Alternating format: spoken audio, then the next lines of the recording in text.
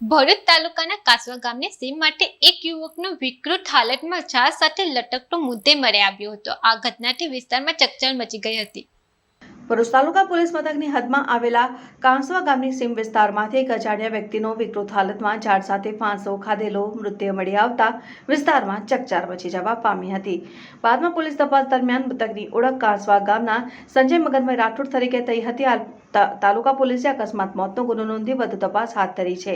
મળતી માહિતી મુજબ કાંસવા ગામમાં રહેતા આશરે 35 વર્ષીય સંજય મગનભાઈ રાઠોડનો પત્ની સાથે કોઈ બાબતે તકરાર થઈ હતી। ત્યારબાદ તેમની પત્ની પિયર જતી રહી હતી। ઘટનાના પગલે સંજય રાઠોડ છેલ્લા 5 દિવસથી ઘરેથી ગુમ હોવાનું જાણવા મળ્યું હતું।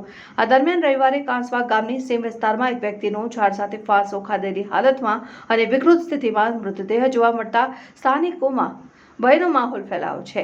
બનાવ અંગે સ્થાનિકોએ ભરૂચ તાલુકા પોલીસને જાણ કરતા પોલીસ કાફલો તાત્કાલિક ઘટના સ્થળે દોડી આવ્યો હતો અને ઘટનાની ગંભીરતાને ધ્યાનમાં રાખી પોલીસે સામાજિક કાર્યકર ધર્મેશ સોલંકીનો સંપર્ક કર્યો હતો। ત્યારબાદ તેઓ પોતાની ટીમ સાથે સ્થળ ઉપર પહોંચી મૃતદેહને ઝાડ પરથી નીચે ઉતારવાની કામગીરી હાથ ધરી હતી। પોલીસ દ્વારા મૃતદેહને પોસ્ટમોર્ટમ અર્થે ભરૂચ સિવિલ હોસ્પિટલ ખાતે ખસેડવામાં આવ્યો હતો।